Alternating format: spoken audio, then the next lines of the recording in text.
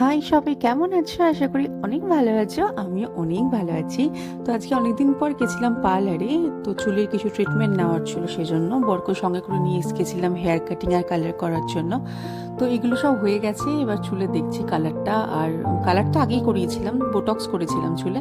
তো দেখছিলাম চুলটা কতটা সিল্কি অ্যান্ড স্মুথ লাগছে। তারপর বাড়ি চলে এসেছিলাম, এসে এই যে দেখো, এই দুজনের বন্ধুত্ব, এদের দুজনের মারপিট, এদের কোনো কিছু ভালোবাসা, কোনো কিছু এদের কমতি নেই, সব কিছু ওদের অনেক বেশি বেশি।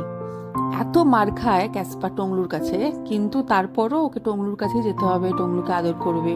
টংলুরও আজকাল দেখেছি যে ক্যাসপার ছাড়াও চলে না, ওকে পাশের ঘরে রাখলে ও ঠিক চলে আসবে এখানে আমার রুমে।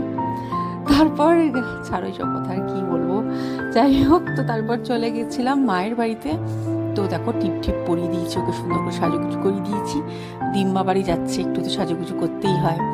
তো এই আমার বস স্কুটারটা বার করছিল, সেই জন্য আমরা এখানে দাঁড়িয়েছিলাম।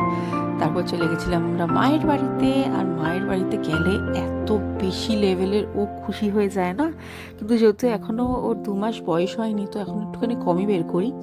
তারপরে এই যে মার কাছে চলে এসেছে, মার কাছে গেলে খুব খুব খুব খুশি হয়। ও সব থেকে বেশি আমাকে আর মাকেই সব থেকে বেশি ভালোবাসে, তারপর আমার বরকে। তো আমি নিজেকে একটুখানি দেখছি কেমন লাগছে চুলটা।